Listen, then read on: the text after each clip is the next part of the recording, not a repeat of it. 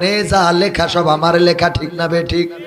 এর মধ্যে লেখা আছে ক্ষমতায় কেউ স্থায়ী হয় না, হোক না সে হাসিনা কিবারে না, সে আরটা চিরকাল থাকে না।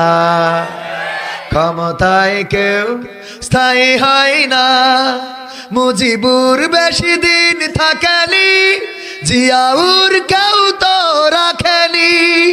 এরশাদ চলে গেছে পৃথিবী ছেড়ে, এরশাদ চলে গেছে পৃথিবী ছেড়ে, কেউ আজ তার কথা কয় না।